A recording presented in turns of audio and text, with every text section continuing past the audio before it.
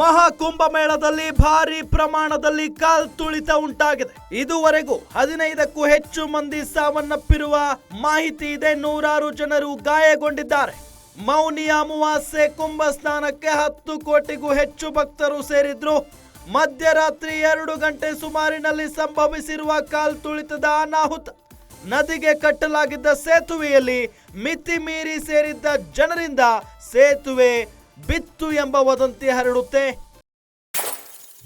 ವದಂತಿ ರೂಮರ್ಗಳನ್ನ ನಂಬಿ ಏಕಾಏಕಿ ಒಂದೇ ಕಡೆ ಭಕ್ತರು ನುಗ್ಗಿಬಿಡ್ತಾರೆ. ಕಾಲ್ತುಳಿತ ಸಂಭವಿಸ್ತಾ ಇದ್ದಂತೆ ಇಡೀ ಪರಿಸ್ಥಿತಿಯನ್ನ ಕಂಟ್ರೋಲ್ಗೆ ಆರ್ಮಿ ತೆಗೆದುಕೊಳ್ಳುತ್ತೆ.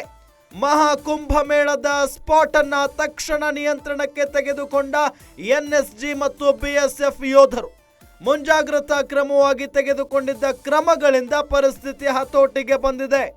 ಬೆಳಕು ಹರಿಯುವ ಹೊತ್ತಿಗೆ ಪ್ರಯಾಗರಾಜ್ ಪರಿಸ್ಥಿತಿ ಸಂಪೂರ್ಣ ನಿಯಂತ್ರಣಕ್ಕೆ ಬಂದಿದೆ. ಆಸ್ಪತ್ರೆಯಲ್ಲಿ ತಾತ್ಕಾಲಿಕ ಚಿಕಿತ್ಸಾ ಕೇಂದ್ರಗಳಲ್ಲಿ ಗಾಯಾಳುಗಳಿಗೆ ತಕ್ಷಣ ಚಿಕಿತ್ಸೆಯನ್ನ ನೀಡಲಾಗ್ತಾ ಇದೆ. ಸ್ಥಳ ಹಾಗೂ ಪರಿಸ್ಥಿತಿಯ ಸಂಪೂರ್ಣ ಮಾಹಿತಿಯನ್ನ ಪಡೆದುಕೊಂಡಿದ್ದಾರೆ ಸಿಎಂ ಯೋಗಿ ಆದಿತ್ಯನಾಥ್.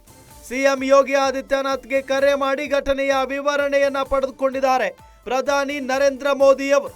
ಗಮನಿಸ್ತಾ ಇದ್ದೀವಿ, 144 ವರ್ಷಗಳ ನಂತರ ನಡೀತಾ ಇರುವಂತಹ ಮಹಾಕುಂಭಮೇಳ ಅದ್ಭುತವಾಗಿ ನಡೀತಾ ಇದೆ. ಆದರೆ ಈ ಒಂದು ಮಹಾಕುಂಭಮೇಳದಲ್ಲಿ ಈಗ ಭಾರಿ ಪ್ರಮಾಣದಲ್ಲಿ ಕಾಲ್ತುಳಿತ ಉಂಟಾಗಿರೋದು.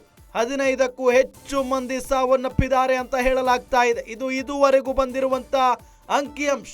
ನೂರಾರು ಜನ ಗಾಯಗೊಂಡಿದ್ದಾರೆ. ಸಾಕಷ್ಟು ಜನ ಇನ್ನೂ ಸಾವು ಬದುಕಿನ ಮಧ್ಯೆ ಹೋರಾಡ್ತಾ ಇದ್ದಾರೆ. ಮೌನಿ ಅಮಾವಾಸ್ಯೆ ಹಿನ್ನೆಲೆಯಲ್ಲಿ ಕುಂಭ ಸ್ನಾನಕ್ಕೆ 10 ಕೋಟಿಗೂ ಹೆಚ್ಚು ಭಕ್ತರು ಸೇರಿರ್ತಾರೆ.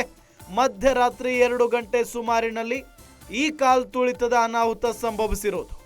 ನದಿಗೆ ಕಟ್ಟಲಾಗಿದ್ದ ಸೇತುವೆಯಲ್ಲಿ ಮಿತಿ ಮೀರಿ ಜನ ಸೇರಿರ್ತಾರೆ. ಆಗ ಏನಾಗುತ್ತೆ, ಸೇತುವೆ ಬಿತ್ತು ಅನ್ನೋ ಒಂದು ವದಂತಿ ಹರಡಬಿಡುತ್ತೆ ಎಲ್ಲ ಕಡೆ.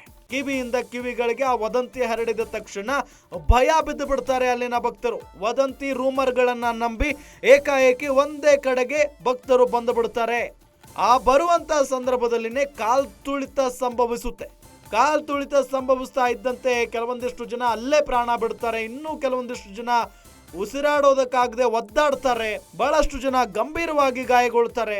ಅದಾದ ನಂತರ ಅಲ್ಲೇ ಇದ್ದಂತ ಇಂಡಿಯನ್ ಆರ್ಮಿ ಜೊತೆಗೆ ಬಿಎಸ್ಎಫ್ ಯೋಧರು ಪರಿಸ್ಥಿತಿಯನ್ನ ಕಂಟ್ರೋಲ್ಗೆ ತೆಗೆದುಕೊಳ್ತಾರೆ. ಮಹಾಕುಂಭಮೇಳದ ಸ್ಪಾಟ್ ಅನ್ನ ತಕ್ಷಣ ನಿಯಂತ್ರಣಕ್ಕೆ ತೆಗೆದುಕೊಂಡಂತ ಎನ್ಎಸ್ಜಿ ಮತ್ತು ಬಿಎಸ್ಎಫ್ ಮುಂಜಾಗ್ರತಾ ಕ್ರಮವಾಗಿ ತೆಗೆದುಕೊಂಡಿದ್ದ ಕ್ರಮಗಳಿಂದ ಪರಿಸ್ಥಿತಿ ಹತೋಟಿಗೆ ಬಂದಿದೆ. ಬೆಳಕು ಹರಿಯುವ ಹೊತ್ತಿಗೆ ಪ್ರಯಾಗರಾಜ್ ಪರಿಸ್ಥಿತಿ ಸಂಪೂರ್ಣವಾಗಿ ನಿಯಂತ್ರಣಕ್ಕೆ ತೆಗೆದುಕೊಳ್ತಾರೆ. ಆಸ್ಪತ್ರೆಯಲ್ಲಿ ತಾತ್ಕಾಲಿಕ ಚಿಕಿತ್ಸಾ ಕೇಂದ್ರಗಳಲ್ಲಿ ಗಾಯಾಳುಗಳಿಗೆ ತಕ್ಷಣ ಚಿಕಿತ್ಸೆಯನ್ನು ನೀಡಲಾಗ್ತಾ ಇದೆ. ಸ್ಥಳ ಹಾಗೂ ಪರಿಸ್ಥಿತಿಯ ಸಂಪೂರ್ಣ ಮಾಹಿತಿಯನ್ನ ಸಿಎಂ ಯೋಗಿ ಆದಿತ್ಯನಾಥ್ ಅವರನ್ನು ತೆಗೆದುಕೊಂಡಿದ್ದಾರೆ.